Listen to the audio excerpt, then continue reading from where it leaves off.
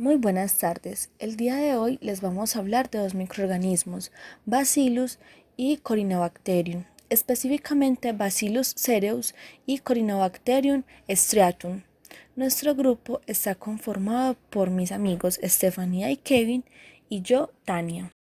Comenzaré hablándoles un poco de Bacillus cereus. Es un bacilo gram positivo. Es esporulado, anaerobio facultativo y es móvil. Su temperatura óptima es de 30 a 37 grados centígrados y su temperatura de crecimiento es de 5 a 55 grados centígrados. Es formadora de toxinas termoestables distribuida en el medio ambiente. Puede ser transmitida a los humanos a través de alimentos contaminados, generando una toxi-infección alimentaria de dos tipos. Una que es una intoxicación debido a las propias toxinas y otra es una infección por la ingesta de células que producen enterotoxinas en el intestino delgado. Como reservorio, este es un patógeno ubicuo en el medio ambiente, por lo que se presenta en una gran variedad de materias primas y alimentos de origen agrícola y ganadero, como son los cereales, las especias, hierbas aromáticas, hortalizas, frutas, leche, etc. Y carnes también. También, como es un patógeno ubicuo, o sea que puede estar en diferentes lugares, en diferentes medios, entonces este puede estar en suelos, polvo, aguas y vegetación. Bueno, para su identificación se le realizan pruebas como la catalasa, la utilización del almidón, gelatinasa, reducción de nitritos, rojo de metilo y TSI. Entonces en la catalasa nos da positivo, en el almidón también da positivo, la gelatinasa da negativa, la reducción de nitritos es negativa. El rojo de metilo es negativa y en el TCI nos va a dar KK, que es alcalino-calino, o sea que no nos fermenta ningún azúcar. Bueno, ya hablándoles un poco del microorganismo, comenzaré con el caso clínico. Es una revista que se llama BMC Infection Disease.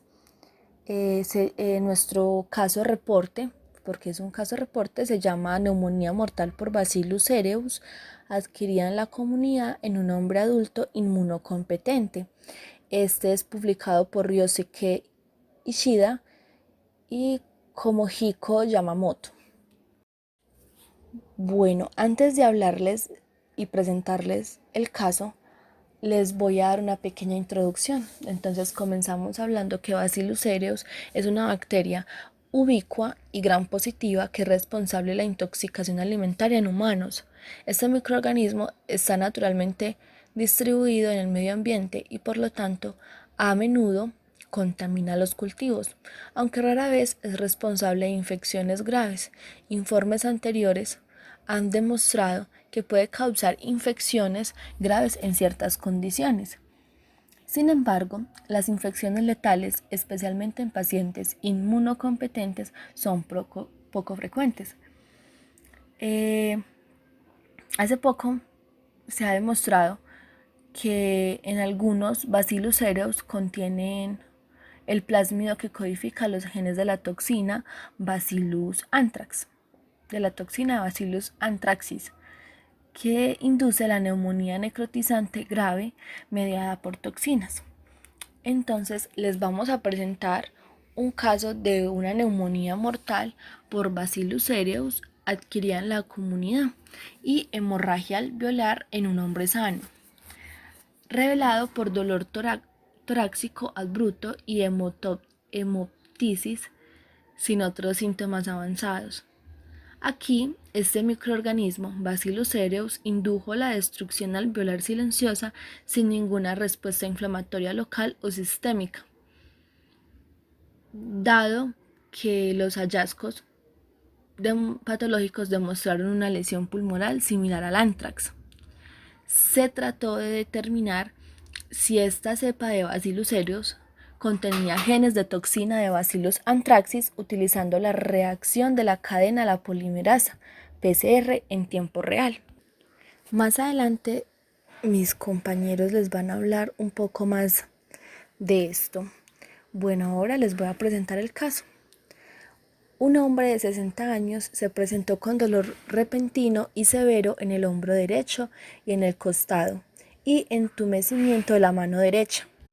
El paciente tenía un historial del trabajo en su huerto todos los días, no tenía síntomas subjetivos antes del día de la admisión y no tenía antecedentes médicos anteriores aparte de la hipertensión, que se manejó con medicamentos. El paciente llamó a una ambulancia 3 horas después del inicio de los síntomas y pudo ingresar a la ambulancia sin ayuda.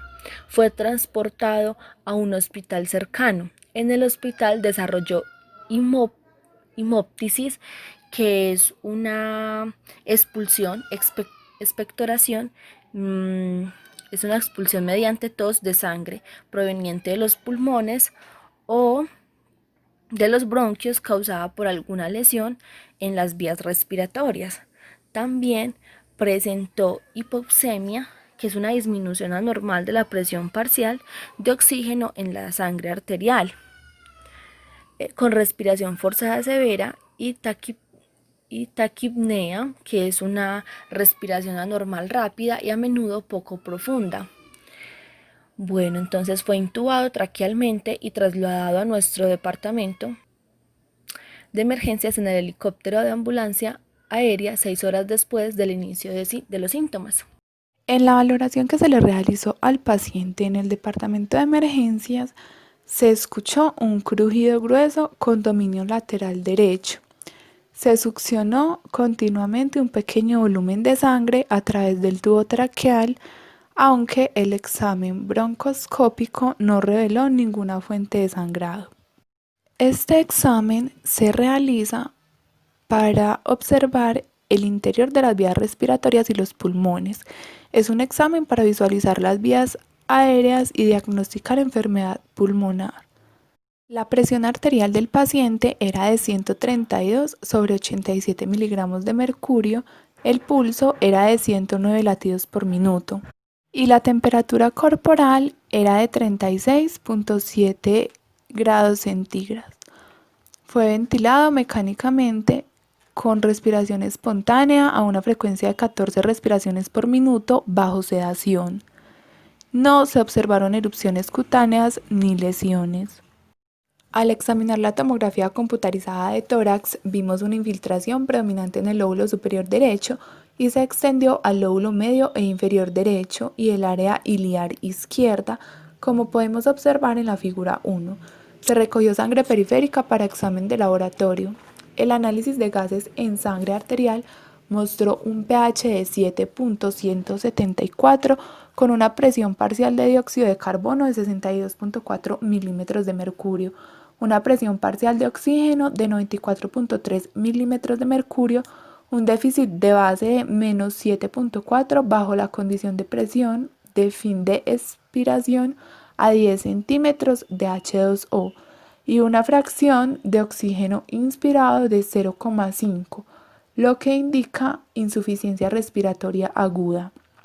Otros datos de laboratorio fueron normales, incluido el recuento de células sanguíneas, la coagulación y la bioquímica, incluidos los biomarcadores inflamatorios, además de una ligera elevación en el nivel de creatinina sérica. La electrocardiografía mostró una frecuencia sinusal de 86 latidos por minuto, con una obvia elevación del segmento ST en las derivaciones inferiores. La ecocardiografía también mostró hipocinesia severa de la pared inferior cardíaca. El nivel de troponina T en suero del paciente estaba elevado. La historia del paciente se obtuvo de su familia y no solo mostró hipertensión.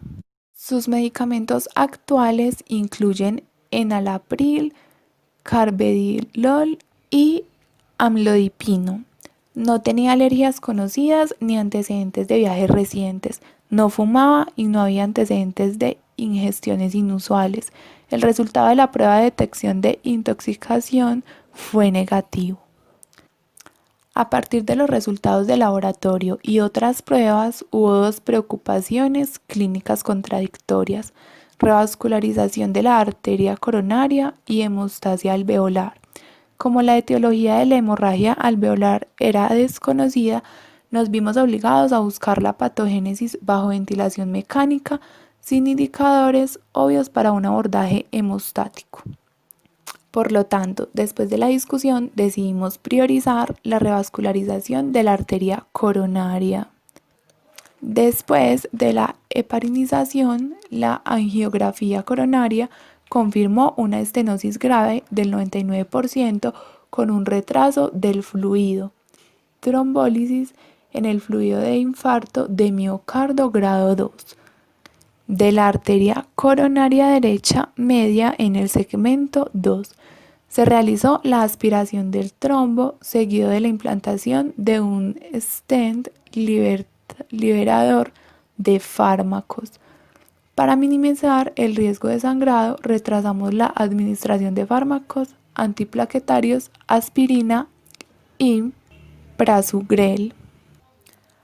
A continuación, se realizó una embolización arterial transcatéter para tratar la hemorragia alveolar. Aunque no detectamos extravasación manifiesta mediante angiografía, creíamos que la ubicación de la hemorragia era una rama de la arteria bronquial derecha que embolizamos con una esponja de gelatina. Sin embargo, no pudimos controlar la hemorragia alveolar, que aumentó y explotó desde el tubo traqueal, lo que hace muy difícil mantener la oxigenación y la circulación. El paciente falleció 12 horas después del inicio de los síntomas. No se administraron antibióticos durante el tratamiento.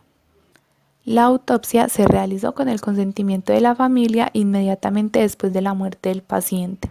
Al día siguiente, exámenes de sangre de laboratorio adicionales revelaron que era negativo para el anticuerpo citoplasmático antineutrófilo, el anticuerpo antinuclear y el anticuerpo de membrana basal glomerular. Los niveles de las proteínas tensioactivas pulmonares A y D, así como KL6, fueron normales. Más tarde, Bacillus cereus se cultivó a partir de la muestra de esputo succionada a través del tubo traqueal.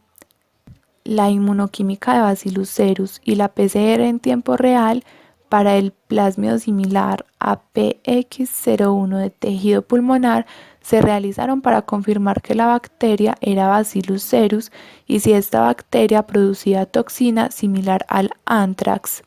Los pulmones se fijaron en formol al 20% durante 24 horas y se embebieron en parafina, seguido de un examen patológico. La inmunotinción de Bacillus cereus se realizó usando anticuerpo policlonal de conejo anti-Bacillus cereus. A continuación, realizamos extracción de ADN y PCR en tiempo real para el plásmido de toxina Bacillus anthracis.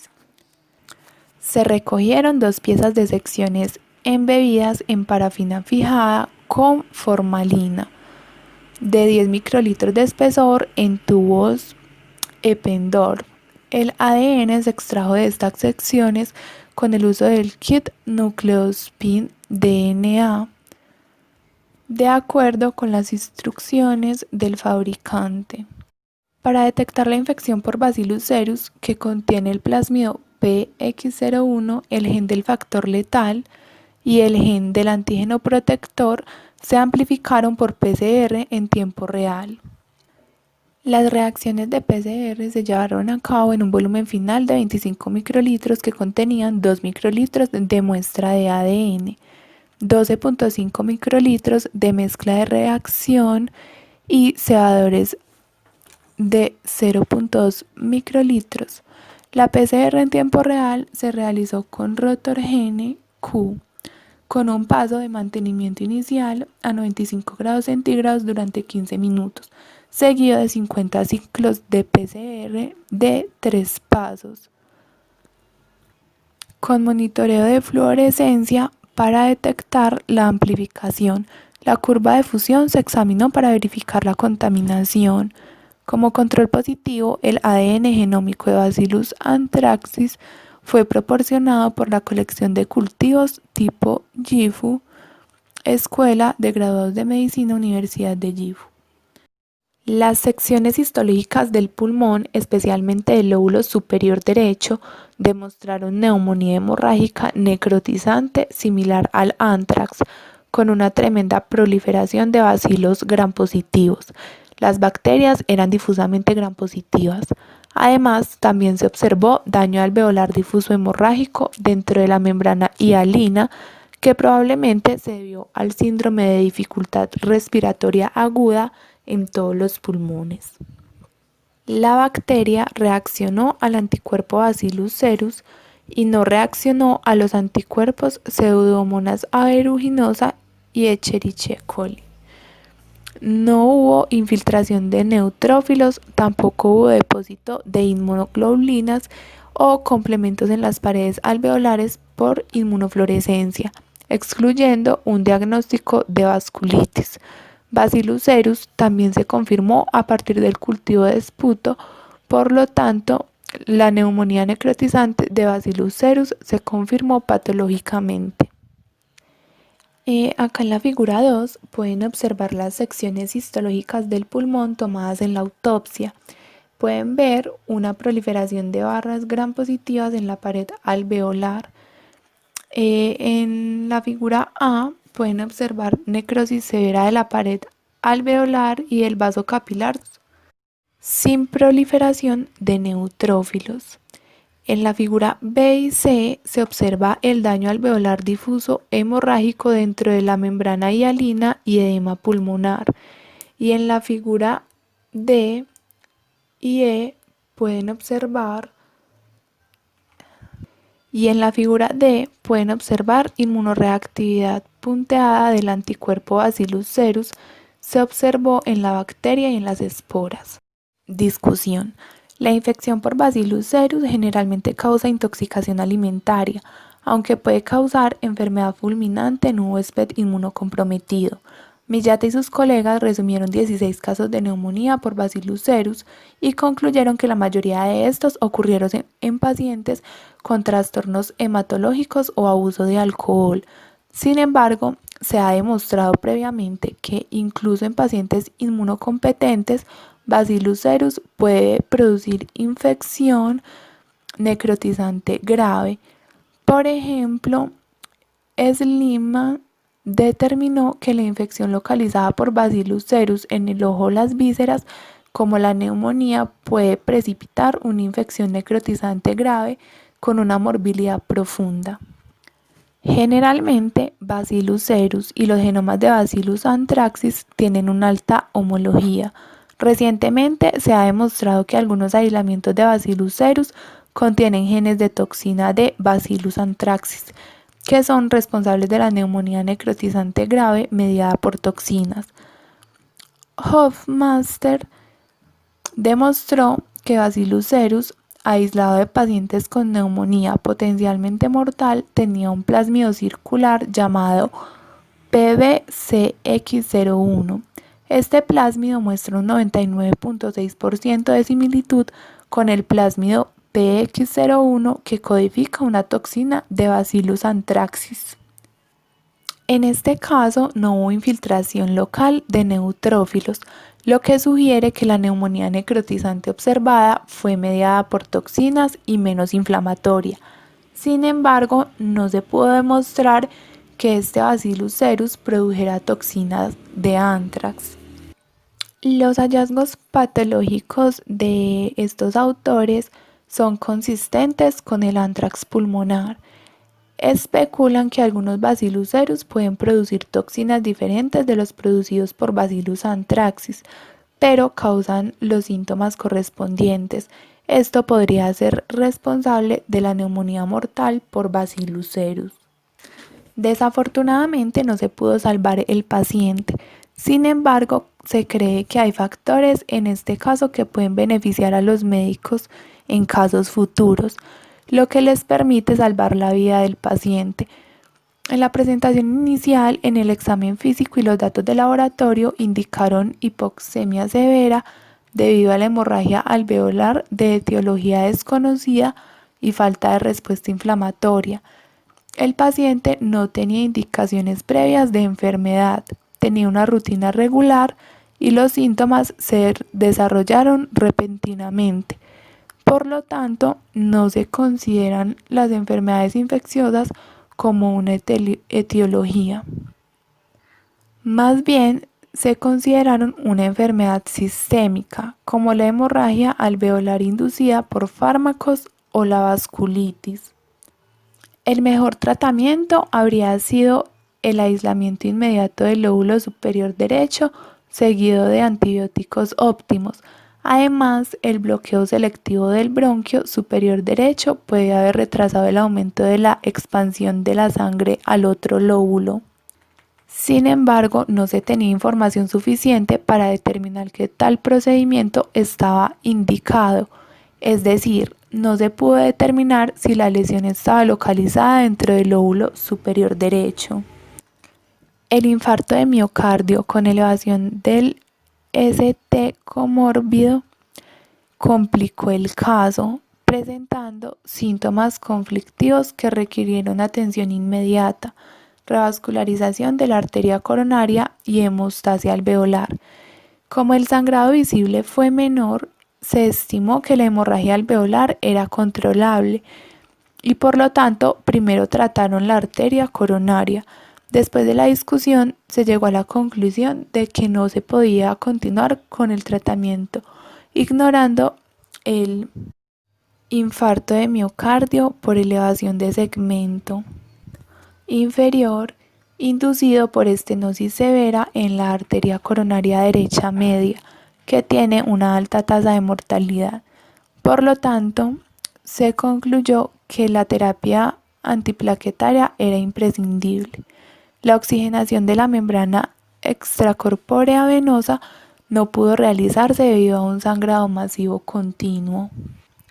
El paciente se presentó por primera vez con dolor repentino intenso en el hombro derecho y el costado.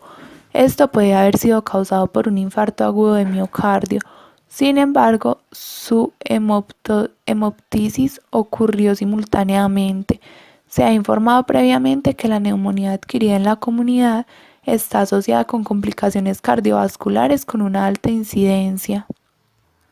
Violi, este autor, informó que el 32.2% de los pacientes con neumonía adquirida en la comunidad experimentaron eventos cardiovasculares después de la hospitalización, incluido el 8% que experimentó infarto de miocardio. El riesgo aumenta a medida que aumenta el índice de gravedad de la neumonía. Aunque el mecanismo no está totalmente dilucido, la función endotelial deteriorada, la activación de la coagulación y la activación de las plaquetas son posibles candidatos. Se especula que la invasión de la infección por Bacillus cereus puede haber descendido el infarto de miocardio. En conclusión, reportamos un caso de neumonía necrotizante severa causada por Bacillus cereus. Este es un caso raro ya que el paciente era inmunocompetente y asintomático hasta el inicio. Además, el trasfondo ambiental de la infección es totalmente diferente a los informes anteriores.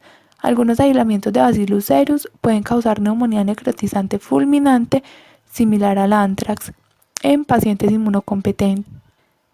Esto también es un problema de salud pública. Aunque no se puede hacer un diagnóstico en este caso, se debe tener en cuenta Bacillus cereus como un posible patógeno de la enfermedad infecciosa humana fulminante. También les vamos a hablar un poquito sobre Corynebacterium striatum. Esta bacteria es del género Corynebacterium. Se clasifica como no diftérico. Es una bacteria gram positiva que asume una morfología tipo clump, más conocida como estructura de corinobacterias. No es lipófilo y se somete a respiración aeróbica. También es anaerobio facultativo, es catalasa positivo, oxidasa y glucosa positiva y fermentador de sacarosa. Es no formadora de esporas, no móvil y en forma de bastón. Generalmente se considera un colonizador de la piel y las mucosas. En casos raros se ha encontrado que este microorganismo es un patógeno. Factor de virulencia de Corynebacterium striatum. El microorganismo en sí posee pocos factores de virulencia, lo que le da el título de colonizador oportunista en lugar de un verdadero patógeno. La virulencia surge de sus propiedades de resistencia a los antibióticos. La creciente adquisición de genes de resistencia a antibióticos permite la patogénesis de la colonización de Corynebacterium striatum. Corynebacterium astrum, resistencia antibiótica. La resistencia a los antibióticos es la adquisición de resistencia a los tratamientos con antibióticos a través de la transferencia horizontal de genes o la mutación genética. La adquisición de tales características por Corynebacterium striatum es relevante para su aparición como patógeno. Un estudio encontró que el 93.7% de las cepas de Corynebacterium striatum aisladas mostraron resistencia a al menos uno de los compuestos antimicrobianos probados.